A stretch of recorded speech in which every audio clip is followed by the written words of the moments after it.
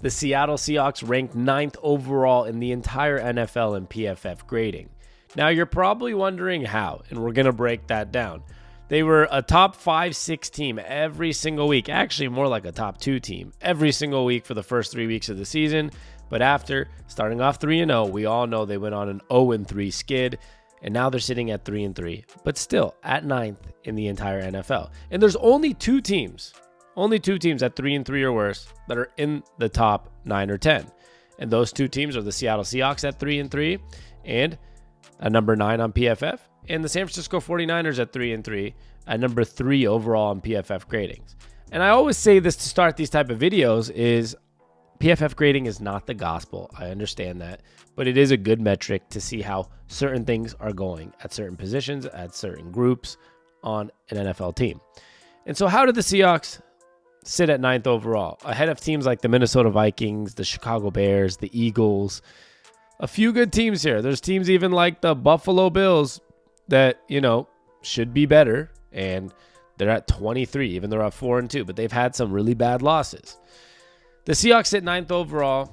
A lot of it has to do with certain position groups, and it would probably be a lot higher. It'd probably be in the top 5, as their record would be. They'd probably be 5-1 if the offensive line was better and if there was less injuries on the defense. So we'll break those down. On offense, the Seahawks have had a little bit of a skid the last few weeks, but they now sit at number 14 in the NFL in PFF grading.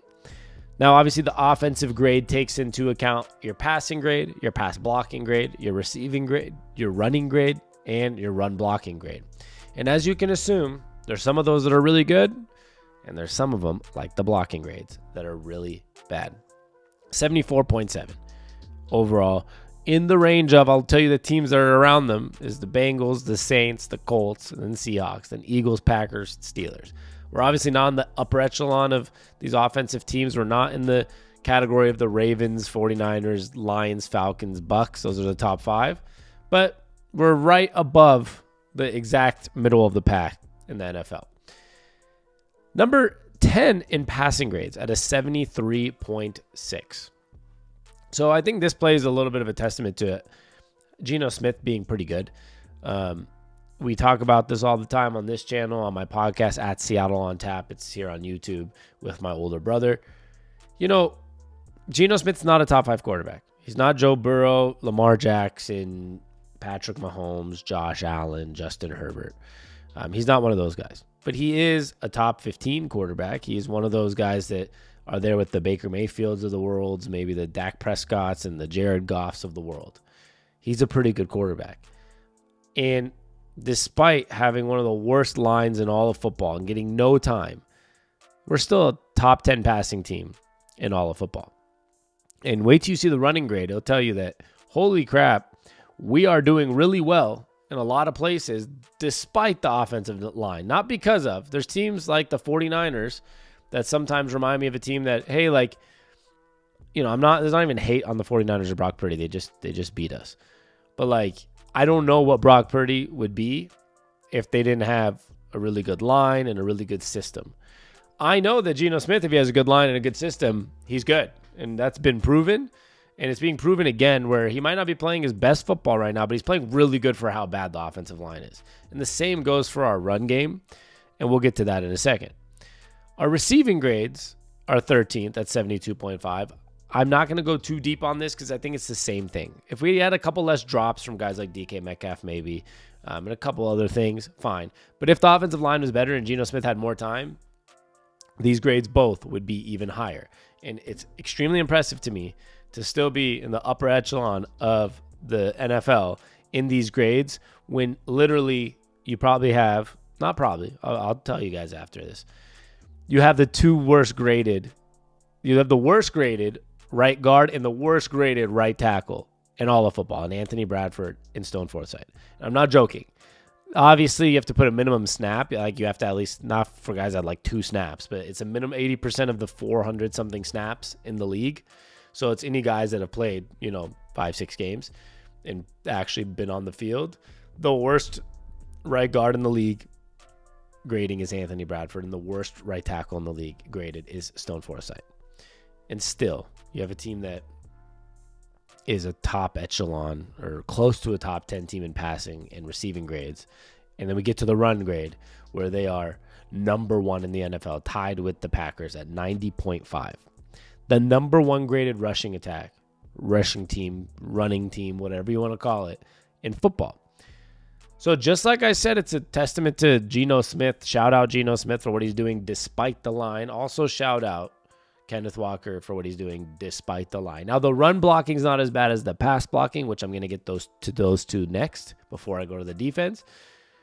But it's not good. It's not a great run blocking, situation. Like I said, still, for overall blocking grades in general, Stone Forsythe and Anthony Bradford are the worst at their position that have actually played enough snaps. And a 90.5 rushing grade is a big shout out to Kenneth Walker. He's been dominant even when he has no time. He's so shifty. He finds a way to get into an open hole. He makes so many plays. If we did not have a good running back, I don't know where this team would be, because he's able to be shifty enough and figure out ways enough to get yards even when it's not there. But let's get to the pass blocking. We are a bottom 6 team in pass blocking at a 55.7 grade. Bottom 6. So there's only 5 teams worse than us: the Cowboys, the Patriots, the Browns, the Saints, and the Rams. 2 of those teams are 3-3, us and the Cowboys. And you see what happens when you have a really bad offensive line. The Rams are 1-4, the Saints are 2-4, the Browns are 1-5, and the Patriots are 1-5. So having a really crappy offensive line in pass blocking gives your quarterbacks not enough time. And I'll add this. There's a few of those games. New Orleans Saints have Derek Carr, not a bad quarterback. Deshaun Watson, I don't even know what to say. Dak Prescott's not a bad quarterback. Matthew Stafford's not a bad quarterback. And a lot of these teams are sitting at not really good records because their top quarterbacks, or their quarterbacks that they paid money, all these quarterbacks I mentioned are paid really well. They're paid like franchise quarterbacks. The only team on that bottom 6 that isn't is the Patriots, but they have a rookie quarterback coming in. So Drake may look decent actually, but a rookie quarterback's a different situation. The other 5 teams, Geno Smith, Dak Prescott, Deshaun Watson, Derek Carr, and Matt Stafford, are all paid like franchise quarterbacks, and they're all struggling with the records. 3-3, 3-3, 1-5, 2-4, 1-4. Bad pass blocking really hurts the quarterback. And then when it gets to run blocking, now it's not as bad, like I said. We are the 16th in run blocking. So a little bit below the average half of the league. But once again, we're talking about a team that's number 1 in running grades with the 16th rush blocking grade in the NFL. So shout out Kenneth Walker for what he's doing, and Zach Charbonnet's been there. And shout out to Ryan Grubb figuring out a way that, despite this offensive line, shout out to everyone. Geno, Kenneth Walker, Zach Charbonnet, the receivers. Despite the right side of the offensive line, I'm not even hating on the left. The left is fine. Despite the right side of the offensive line, we're finding ways to have a decent offense. And we would not be 3-3. I promise you that, if that line was just a little bit better. Because the offense is right now, with all the injuries on the defense, is being dependent on to find a way to score enough points. And they have when they get some protection, and when Geno's not getting any time or protection, there's no way that it's going to work out. And it hasn't. Really quickly, as my sponsor, before I get to the defense, check out the Rebet app. It's legal in Washington State. Surprisingly, it is, and you can bet spreads, player props, like any other, like just like downloading a DraftKings or other things. Rebet works in Washington State. You have to use promo code ONTAP if you want to get my credit. Give me credit to keep doing out more videos and getting a sponsor. You can use the link in my description or use code ONTAP. $10 minimum deposit. They match you up to $100. So if you put $15, you get a $15 free bet. If you put $100, they'll give you a $100 free bet. And if you're in any other state, I have another link below. We have Underdog, Sleeper Fantasy, Caesar Sportsbook, I think Prize Picks, and Rebet. If you click the one below the Rebet link on my description, you press your state. It'll show you what's legal in your state and our offers, our promo codes. If you sign up through there, you support me and the brand, and it really is helpful. So please do that. Like, really, if you're watching and if you have $10 to spare, just go download the Rebet app or one of the other apps, put $10, play a little bit, enjoy it. It helps me get out videos every single day. To the defense. Our defense has also slowly, I think we were number one after week 3. We are now at 15 at a 68.4. It could be much worse.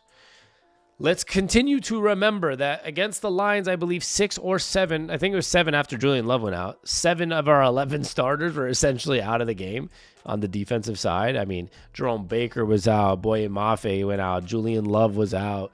It was just like back-to-back, and Byron Murphy was out. And it was just like boom, boom, boom. And then like more guys kept getting hurt. And these last couple of games, you keep looking at it like, you know, you have Tariq Woolen not be able to play last week. And then Artie Burns did good in his replacement. Artie Burns is now back on the IR. And Uchenna Nwasu's back on the IR. And Rayshawn Jenkins now, one of our starting safeties, is on the IR. The defense is getting brutally killed with injuries. And we still set at 64.4 at number 15 in the NFL. So I don't have too much to complain about, and I don't have much to say about Mike McDonald. Because when the defense has been healthy, those first 3 weeks, they looked really good. I don't care who the quarterbacks are. And the NFL is the NFL. He made his defense look good when we were healthy, but then it got really unhealthy really fast. One of our biggest issues is the run defense. Number 19 in the NFL. It's not good. We saw it against the Lions. We've seen it against a lot of teams. It's just not good. We're having trouble. The defensive line has too many injuries. Whatever's going on, the edge rushing is not good right now. I mean, we've got a lot of pressures the first 3 weeks, but since then, things have slowed down a lot. So that's bad at a 61 at 19. And the problem is you're playing Algier, I can never say it, Tyler Algier and B. John Robinson, the two-headed monster in Atlanta on Sunday. They're a really good football team in Atlanta, and they have a really good run game. That's going to be really hard to find a way to get that team to slow down.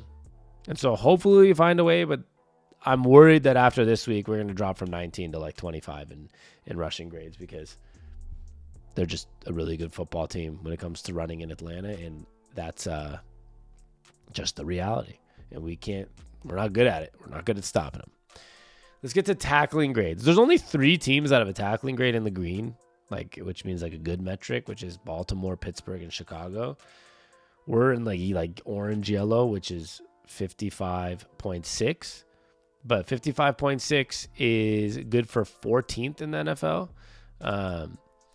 And so 14, I mean, it's okay. It's not good. It's not bad, but it's okay. They got to tackle better, though. I mean, I know a lot of teams are in that range, but the Seahawks have had a little bit of a tackling issue all the time. So I hope they figure it out, find a way to reduce this issue. It's been hard, but Mike McDonald is the type of coach I'm hoping can figure out a way to get them to figure out a better way to wrap up. All honesty, even if they don't, even if they have trouble wrapping up and there's an issue doing it, just get better at other spots, please. Pass rushing, 19th at 65.1. As you can see, the offense is outproducing the defense in every single category rankings-wise in the NFL. 65.1 at 19th. The pass rush, like I said, the first couple of weeks looked okay. Boye Mafe was getting so many pressures and everything was going well, but it's been bad. I mean, there's no other way around it than it's just not been very good. We're near the bottom half of the league. It's not going as planned with the pass rush. They brought in Roy Robertson Harris now on the defensive line. They're pretty unhappy with the way Draymond Jones is playing, obviously. We don't have much depth. Uchenna Nwasu out, and Byron Murphy got hurt, and now he's back. But it's just the defensive line has not been producing the way we expected after those first 3 weeks. Because the first 3 weeks, they looked really good, but it hasn't looked as good since. So I hope that gets figured out. I hope injuries is the reason behind that more than anything, not just the players. But we're going to only find that out as the year goes on. And last but not least on the defense, the coverage grade, which we were like top 2 every single week until the last couple weeks. Tariq Woolen was out. The injuries all over. Trey Brown's been hurt. Artie Burns, who played one game, got hurt. Now we have a safety out. Coverage has been really good when healthy, just like a lot of other parts. But now it's at 12th at a 71.9. They're doing their best with what they have right now. And if we had a healthy Trey Brown, Devin Witherspoon, Tariq Woolen, Nehemiah Pritchett, I think is going to get some time now. If people get healthy and play good, we'll probably be a top 5 teams when it comes to coverage grades. But with injuries and the way the defense is shaped, we got torn up against, we got torn up against a lot of teams. We got torn up against the Lions pretty badly. The 49ers pretty much tore us up too. So the coverage grades have not been good. But being 12th is pretty encouraging for how many issues we've had on defense and how many injuries we've had on defense. And last but not least, I'll just mention it before I end the video. Number 4 in the NFL, a 90.0 in special teams. Surprising a little bit. I think we had the kickoff return for a touchdown, but I think we've had like 3 fumbled punts this year. So I'm surprised the special team grade's so good, but maybe it takes into account more blocking and other things. But I'm just very surprised we're 4th in special teams, despite considering all the issues we've had. Maybe the kickoff return for a touchdown by Chenault kind of boosts that score, because without that, I mean, I've just seen so many like D. Williams fumbles and fumbles on punts and mistakes. So I'm a little surprised about 4th, but it's good. It's our best category now, 4th in special team grades. Well, I love you all. I appreciate you guys stopping by. Make sure you check out the app Rebet and use promo code on tap to give me support, or the links in my description. I appreciate y'all, and we'll be back ASAP. Peace.